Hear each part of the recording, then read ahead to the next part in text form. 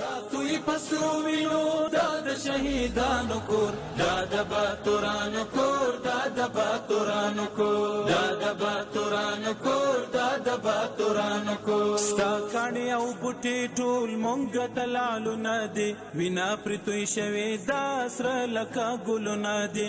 کلی څوک نیولی شي دا د زمریانو کور، دا د باتورانو کور، دا د باتورانو. د لغمان ملي ټلویزیون ډیرو درنو لیدونکو د نن شپې خبري ټولګې ته ښه راغلاست. نن شنبه د 1415 هجري شمسي کال د ثور میاشتې 26مه چې د 1440 هجري قمري کال د ذوالقعدې میاشتې له 29مې او د 2026 میلادي کال د می میاشتې له 14 نیټې سره سمون لري. قدرمنو لیدونکو، تاسو تر دې مهاله د افغانستان ملي ټلویزیون د بیلابیلو خپرونو لیدونکي وئ. اوس هم پام وکړئ د لغمان ملي ټلویزیون سیمه ییزو خپرونو ته په پیل کې هم خبرونه. زه هدایت الله دانش یم.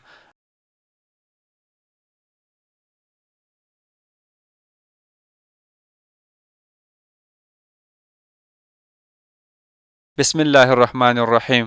د ټولګټو چارو وزیر لغمان ته د خپل سفر په ترڅ کې له یو شمېر مهمو پروژو لیدنه کړې. د لغمان د ټولګټو چارو ریاست مسؤلین وایي چې د افغانستان اسلامي امارت د ټولګټو چارو وزیر ملا عیسی ثانی لغمان ته د سفر په ترڅ کې د مرکز مهترلام اړوند د حجارت سیمه کې د پل جوړولو له کارونو لیدنه کړې او د پروژې پلي کوونکي ټیم ته لارښوونې کړي ترڅو د پل جوړولو کارونه د نقشه او قرارداد له مخې په خپل وخت پای ته ورسوي.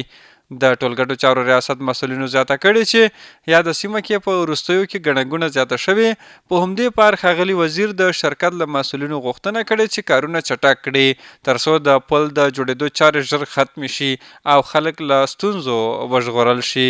لغمان کې د ترافیکي پیښې له امله 6 تنو ته مرګ ژوبله اوښتې. د لغمان ولایت امنیه قمندانۍ له لوري په خپره شوې خبرپاڼه کې راغلي چې یاده پیښه د مهترلام ښار د 5مې امنیتي حوزې اړوند سیمه کې د یو کورولا او رکشا ډوله موټرو ترمنځ د ټکر په پایله کې رامنځته شوې.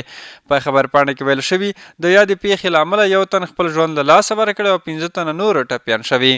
په خبرپاڼه کې زیاته شوي د لغمان امنیه قمندانۍ د ترافیکو مدیریت مسؤلین د پیښې له رامنځته کېدو سره سم سیمې ته رسېدلي، پیښه یې څېړلي، ټپیان او د مړ شوي کس جسد یې د مهترلام ولایتي روغتون ته انتقال کړي دي. د امنیه قمندانۍ رسنیز دفتر د ټپیانو روغتیایي وضعیت د ډاډ وړ ښودلی، خو د پیښې لامل د موټر چلوونکو بې احتیاطي بللې ده. د صنعت او سوداګرۍ ریاست د مسؤلینو له لوري له تولیدي فابریکو څخه لیدنه ترسره شوه.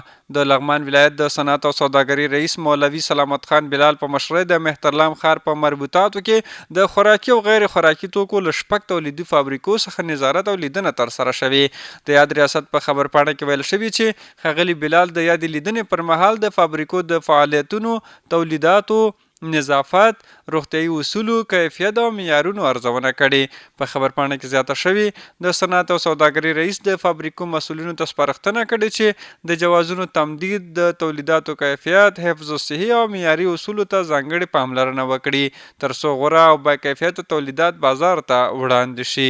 د یاد لیدنې پر مهال د فابریکو مسؤلینو څرګنده کړې چې په دغه تولیدي مرکزونو کې لسګونه میلیونه افغانۍ پانګونه شوې او ګڼ شمېر کارګرو ته د کار زمینه برابره شوې.